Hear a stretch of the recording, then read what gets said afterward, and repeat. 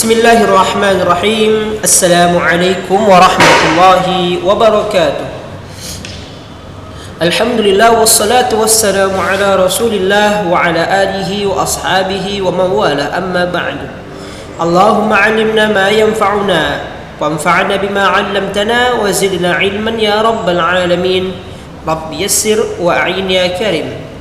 Fi hadha as-sabah al-mubarak سنستمر درسنا إن شاء الله في مادة الفقه. وقبل الاستمرار لهذا الدرس فهيا بنا نراجع قليلا مما قد درسنا في الأسبوع الماضي. قد تكلمنا بالأمس أن آنية الذهب والفضة محرمة في دين الإسلام، كما قال النبي صلى الله عليه وسلم: لا تشربوا في آنية الذهب والفضة ولا تأكلوا في صحافهما فإنها لهم في الدنيا ولنا في الآخرة. Kata Nabi sallallahu alaihi wasallam, janganlah kalian minum dari wadah yang terbuat dari emas dan perak, dan janganlah kalian makan di piring-piring yang terbuat dari kedua hal tersebut, karena sesungguhnya itu adalah bagi orang-orang kafir di dunia dan bagi kita di akhirat. Baik. Dan minggu yang lalu Ustadz telah meminta kepada kalian untuk memberikan atau menuliskan hikmah tentang pengharaman menggunakan wadah yang terbuat dari emas dan perak. Dua hal yang menjadi pelajaran atau hikmah diharamkannya wadah terbuat dari emas dan perak adalah li'anna fihi tashabbuhun bil kuffari wa kasru qulubil fuqara'i, karena di dalam hal tersebut ada tasyabbuh, meniru-niru perilaku atau perbuatan orang-orang kafir, karena kata Nabi sallallahu alaihi wasallam, wadah yang terbuat dari emas dan perak itu diperuntukkan bagi orang-orang kufar di dunia, sedangkan bagi kita di akhirat. Hikmah yang kedua ialah bahwa jika kita minum atau makan menggunakan wadah yang terbuat dari emas dan perak, itu akan membuat luka di dalam hati orang-orang fakir, akan membuat rasa sedih atau patah hati yang dirasakan oleh orang-orang fakir miskin, sehingga sebaiknya kita menjauhi hal-hal tersebut supaya orang-orang fakir yang mereka untuk makan saja susah tidak patah hati dengan melihat kita yang menggunakan wadah terbuat dari emas dan perak. Wa fi hadzal yaum insyaallah sanastamir darsana fi ahkamin najasah, dan insyaallah kita pada hari ini akan melanjutkan pelajaran kita tentang hukum-hukum seputar najis, ya. Karena setelah bab taharah maka ada hal yang menghalangi kita untuk sholat, ya. Bisa jadi karena hadas, bisa juga karena najis. Nah, di halaman ke-18 silahkan Ananda yang berada di rumah yang melihat video ini, silahkan dibuka bukunya halaman 18. Siap-siap ya untuk mencatat atau membariskan huruf-huruf yang masih gundul, ya, yang belum ada harakatnya, dan membuat ta'liq atau catatan baik di dalam buku atau di buku tulisnya. Ahkamun najasa, hukum-hukum seputar najis. Fakir, di sini ada tertulis ya di bundaran ini. Fakir artinya berfikirlah atau pikirkanlah. Madza tafhamu min kalimatin najasatin? Apa yang kamu pahami dari kalimat najis? Ustaz kasih waktu 1 menit. 1, 2, 3, 4, 5. Ya, waktunya habis. Nah, yang kita pahami dari kalimat najasa adalah asya'un mustaqdhiratun ghairu nadhifatin. Asya'un mustaqdhiratun ghairu nadhifatin. Ghairu nadhifatin, sesuatu yang menjijikkan, sesuatu yang jorok, yang tidak bersih. Jadi kalau misalnya kita melihat kotoran, ya, misalnya kotoran kalbun, ya, atau kotoran khinzirun, ya, apa yang kita lihat dari kotoran tersebut? Bagaimana kita, apa perasaan kita?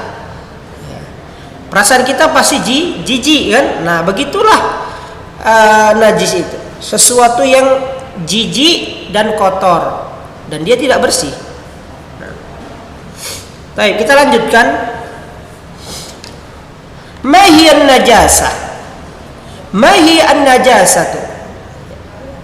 Dalam pengertian syariat, ya, dalam pengertian syariat, apa itu najasah? Apa itu najis? An-najasatu hiya asya'u mustaqdhiratun amara syar'u bijtinabiha. Asya'u mustaqdhiratun, sesuatu yang tadi apa? Jijik, jorok. Amara syar'u bijtinabiha. Syariat memerintahkan kita, ya, untuk menjauhinya. Syariat memerintahkan untuk menjauhinya. Harus ada kata-kata ini. Nah. Lalu selanjutnya, uqarinu hadha at-ta'rif bima tawassaltu ilaihi fi mafhumin najasah. Sekarang coba bandingkan pengertian yang ada di buku dengan apa yang kalian pahami terhadap kata najis itu. Nah. Baik. Jika sama, ya, jika sama, maka dituliskan, ya, kilahuma binafsil ma'na. Di sini ada titik-titik. Kilahuma binafsil ma'na, keduanya memiliki makna yang sama. Baik. Aqsamuha, pembagiannya. Ya. Sebelum masuk kita ke pembagiannya, di sini akan dijelaskan, ya, atau diterangkan tentang contoh-contoh dari setiap bagian atau setiap macam dari najis. Aqsamuha, pembagiannya. Ad-damu. Apa artinya ad-damu? Ad-damu artinya darah. Al-khinziru artinya apa? B2. Saubun alaihi damun, ya, pakaian yang terkena darah. Al-maitatu, ya, al-maitatu bangkai. Ardun alaiha najasatun, tanah, lantai yang di atasnya ada najis, misalnya kotoran khinzir, kotoran kalbun. Al-kalbu, ya, B1, ya. Nah, kalimat-kalimat di atas ini, sannif hadhil kalimat hasbal jadwal. Coba kita letakkan atau kita tuliskan kalimat di atas pada jadwal yang tersedia di bawahnya. Jadwal yang pertama atau kolom atau bagan yang pertama, ya, tabel yang pertama yang di sebelah kanan,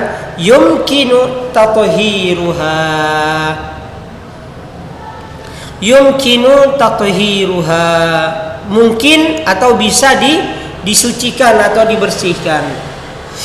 Nah, apa tuh kalimat-kalimat yang di atas yang bisa dibersihkan apa? Silahkan ditulis. Nah, la yumkinu tathiruha, ya, tidak mungkin disucikan atau dibersihkan. Nah, silahkan ditulis, ya.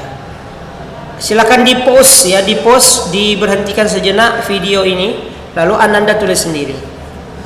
Nah, baik, setelah ditulis maka kita akan mengetahui bahwasannya ada sesuatu atau ada najis yang dia itu mungkin kita sucikan dan ada yang tidak mungkin kita sucikan.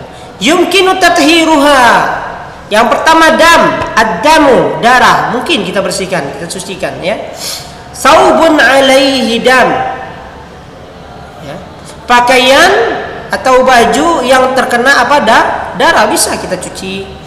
Al-maitatu, bisa atau tidak al-maitatu? Tidak bisa kita sucikan, tidak bisa kita bersihkan kecuali bangkai apa? Bangkai laut ya. Misalnya ikan mati di laut, itu boleh kita makan. Ya. Baik. Ardun alaiha najasatun. Lantai atau tanah yang di atasnya ada najis, bisa nggak kita bersihkan? Bisa. Tinggal kita siram dengan air. Berarti yumkinu tathiruha. Al-kalbu. Al-kalbu bisa, tidak bisa kita sucikan. Kayak manapun kita bersihkan, kayak manapun samponya lebih mahal daripada sampo kita, tidak bisa disucikan atau dibersihkan. Lalu selanjutnya apa? Selanjutnya al-khinzir. Al-khinzir tidak bisa kita sucikan atau bersihkan karena memang asalnya dia apa? Haram ya. Asalnya dia memang najis ya. Dia zatnya lah najis ya. Bukan karena khinzir itu memakan kotoran, bukan.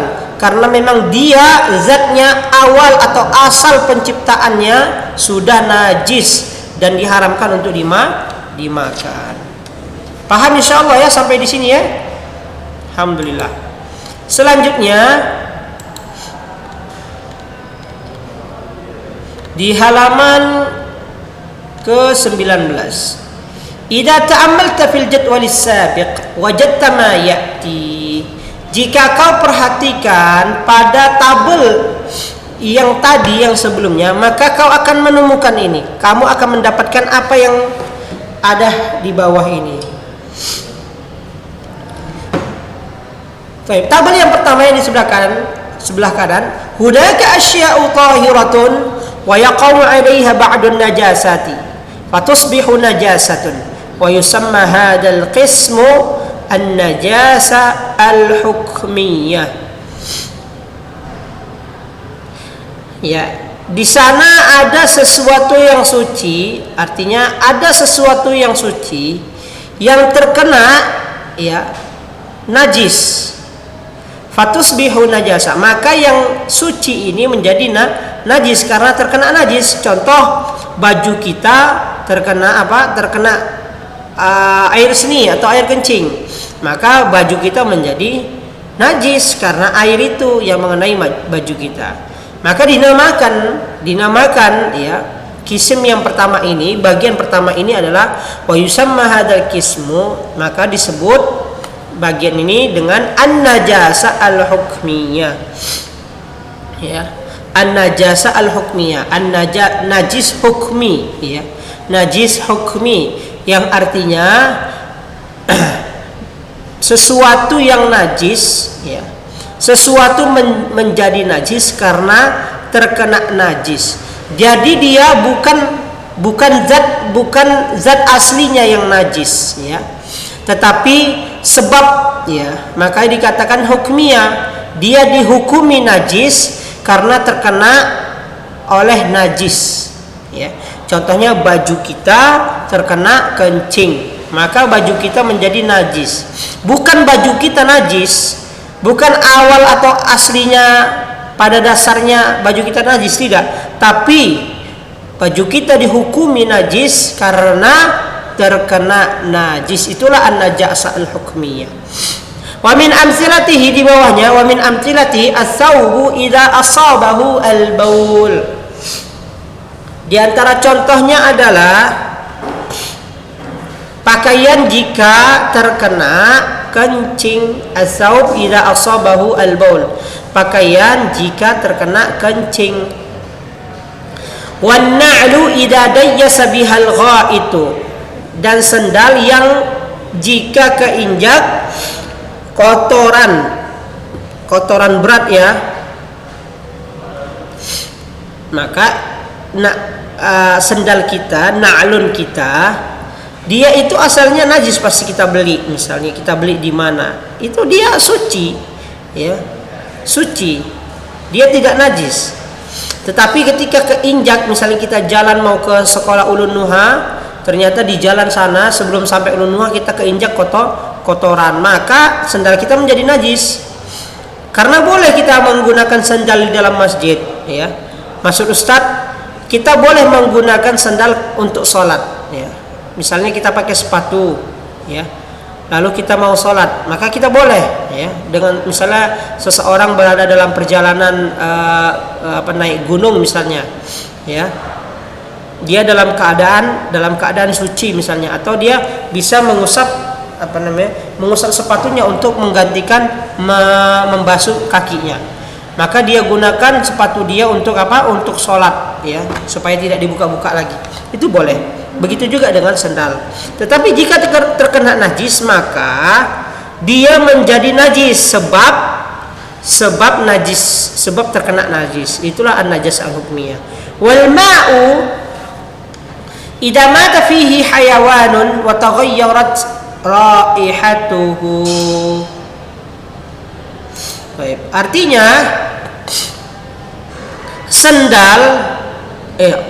air jika mati di dalamnya hewan dan merubah aroma dari air itu. Karena apa? Karena bangkai hewan itu. Misalnya kita melihat sebuah kolam, rupanya di kolam itu ada apa? Ada rusa mati, ya, di situ. Lalu pas kita cium, ya, kita dekati, misalnya kolam itu sudah berbau bangkai, maka air ini kan awalnya suci, seperti yang sudah kita pelajari, ya. Al aslu fil miyahi taharah, ya kan? Bahwasanya asal usul air itu adalah suci. Kecuali apa? Kecuali jika terkena najis, ya, dan merubah rasa, bau, ya, dan warna. Paham insyaallah ya sampai di sini ya. Itulah an-najasah al-hukmiyah. Ya. An-najasah al-hukmiyah ialah sesuatu yang menjadi najis sebab najis datang kepadanya atau sebab najis mengenainya. Baju kita suci lalu terkena najis, maka baju kita jadi najis, makanya disebut sebagai an-najasah al-hukmiyah. Yang kedua, ya, tabel yang sebelahnya, wa hunaka asya'u najasatun bidzatiha la yumkinu tathiruha wa yusamma hadzal qismu an-najasah al-'ainiyah. Dan juga ada sesuatu yang najis, ya, pada zatnya, pada sifatnya, ya, pada keasliannya, pada awal penciptaannya, yang dia tidak mungkin disucikan, tidak mungkin dibersihkan. La yumkinu tathiruha wa yusamma hadzal qismu, maka disebut bagian ini sebagai an-najasah al-'ainiyah, ya. Najis, ya, yang ada pada zatnya. An-najasah al-'ainiyah adalah najis, ya, yang ada pada aslinya, awal penciptaannya, ya. Al-ain diambil dari kata ain, ya, diri. Jadi setiap sesuatu yang najis itu memang sudah menjadi hukum asalnya dia najis, bukan karena sebab, ya. Contohnya al-baul, kencing, ya, zatnya memang sudah najis, ainnya sudah memang najis, ya. Artinya diri kencing ini itu najis. Maksudnya apa? Zatnya. Maka najis al-ainiyah ialah najis yang ada pada zatnya atau najis yang ada pada awal penciptaannya, itu sudah najis. Jadi bukan karena sebab. Atau najis al-ainiyah ialah najis bukan karena sebab, ya, bukan karena sebab dia itu najis. Memang dia najis pada awal penciptaannya, najis pada zatnya, itulah najis al-ainiyah, najis pada zatnya. Seperti wa min amthilatihi, dan diantara contohnya adalah al-baul, air kencing, wal ghaid, kotoran, wal kalbu, B1, wal maitah, bangkai. Baik, selanjutnya ulakhisu ma fahimtuhu fi ma ya'ti. Saya akan merangkum apa yang saya pahami pada berikut ini.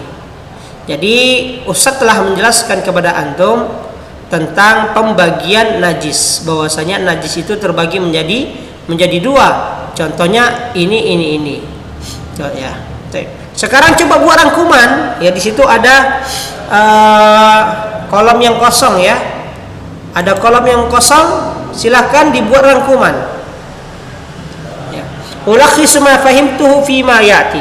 Saya akan merangkum dari yang saya pahami pada berikut ini. Aqsamun najasa. Yang pertama, pembagian najasa. Ada berapa? Ada dua. Sudah tertulis, ada dua. Silakan antum tulis. Silakan di post video ini, lalu antum tulis, ya. Tafadhol. Baik. Maka kita isi di kolom tersebut. Yang pertama, pembagian najis adalah an-najasah al-hukmiyah wa mithaluha, dan contohnya saubun asabahu al-baul, contohnya. Atau an-na'lu dayyasa 'alaiha an-najasah. Yang kedua an-najasah al-ainiyah wa mithaluha al-baul wal ghaid wal khinzir wal kalb. Insyaallah antum paham, ya. Ya, antum harus perhatikan setiap kalimat yang ana ucapkan, ya, supaya nanti antum terbiasa dengan pengucapan huruf-huruf atau kalimat al-arabiyyah. Baik, selanjutnya al-farqu bainal qismaini. Al-farqu bainal qismaini. Apa perbedaan di antara dua bagian ini? An-najasa al-hukmiyah di tabel yang sebelah kanan, an-najasa al-ainiyah.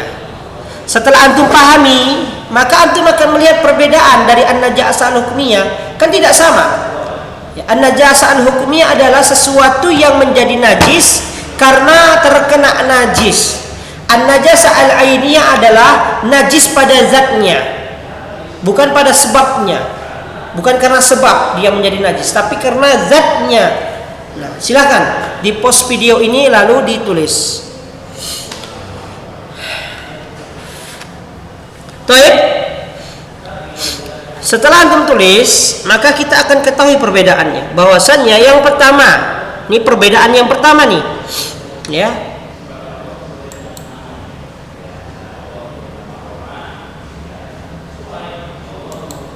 Perbedaan yang pertama adalah asya'u tahiratun waqa'a 'alaiha najasah. Berarti ini pengertian an-najasah al-hukmiyah. Asya'u tahiratun waqa'a 'alaiha najasah. sesuatu yang suci yang terkena najis, itulah an-najasa al-hukmiyah. Sedangkan an-najasa al-ainiyah adalah asya'u najisatun bidatiha. Asya'u najisatun bidatiha, sesuatu yang najis karena zatnya. Bidatiha, ya, karena zatnya dia itu najis, ya. Memang zatnya dia najis. Lalu perbedaan yang kedua adalah yumkinu tathiruha, artinya bisa dibersihkan, bisa disucikan. Adapun an-najasa al-ainiyah la yumkinu tathiruha, tidak mungkin disucikan, tidak mungkin dibersihkan.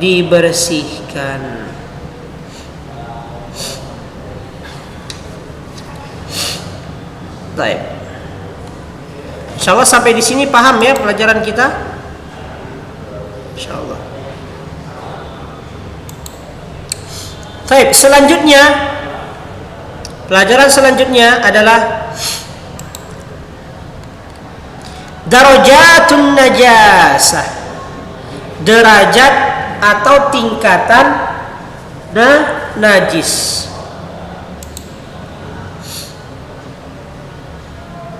Yang pertama, an-najasatul al-mughalladzatu.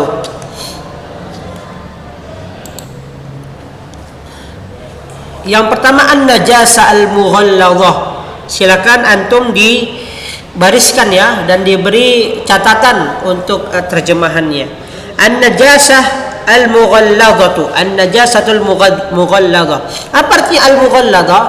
Najis yang berat hukumnya, tingkatannya, dia berat. Cara membersihkannya pun berbeda. Tuh. Contohnya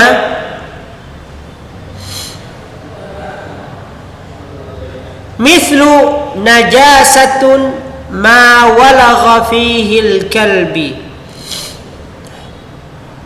Najis ya, yang mana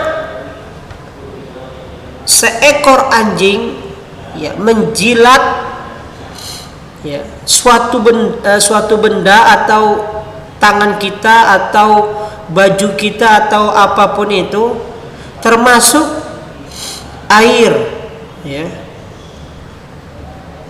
termasuk wadahnya ya, maka itu disebut sebagai najis ya. Najis yang tingkatannya berat, itulah najasatun ma walagha fihil kalbu. Artinya najis yang mana seekor anjing ya minum atau menjulurkan lidahnya ya pada air atau hal lainnya. Wa tariqatu tathiruha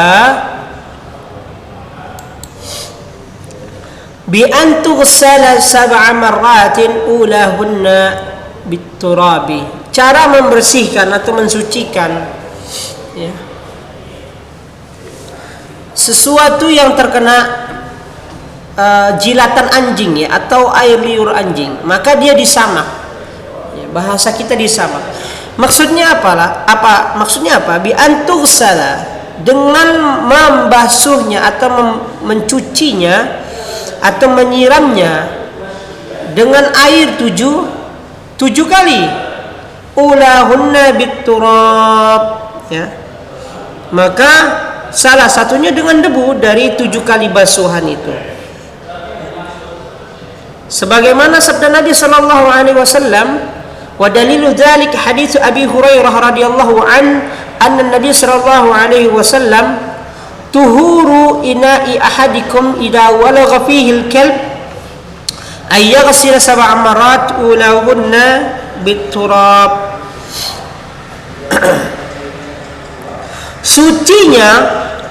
sucinya kata Nabi sallallahu alaihi wasallam, sucinya wadah di antara kalian itu, ya, jika atau apabila anjing minum pada air tersebut, ya, bagaimana sucinya? Dengan cara dibasuh 7 kali dengan air, ya. Cucian yang pertama dengan debu. Sebagian ulama yang ke-8 dengan debu, ya. Sebagian ulama mengatakan seperti itu.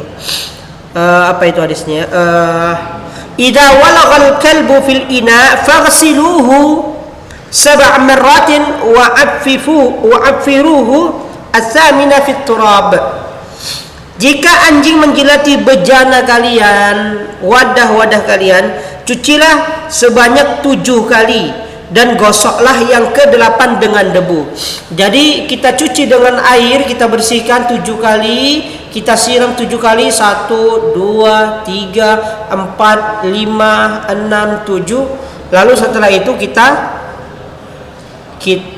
bersihkan dengan tanah, ya.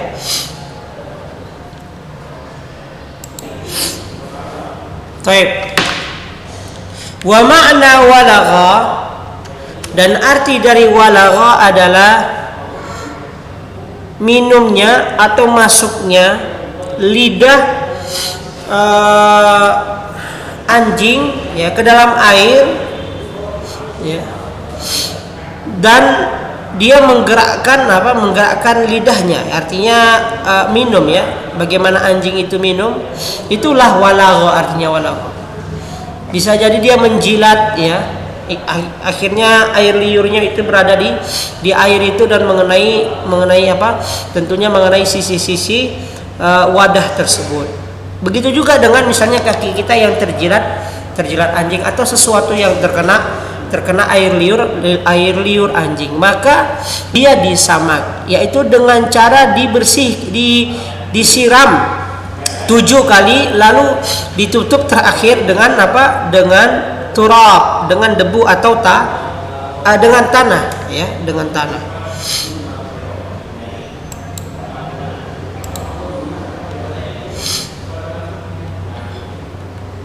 Baik, insyaallah akan kita lanjutkan minggu depan, ya, an-najasa al-mukhaffafah, ya. Semoga bermanfaat pelajaran kita hari ini, dan Ustaz harap antum membaca atau menonton video ini, membaca buku dan menonton video ini supaya ilmunya melekat. Jazakumullah khairan ala ihtimamikum, wa nakhtatim bi kafaratil majlis. Subhanakallahumma wa bihamdika asyhadu an la ilaha illa anta astaghfiruka wa atubu ilaik. Assalamualaikum warahmatullahi wabarakatuh.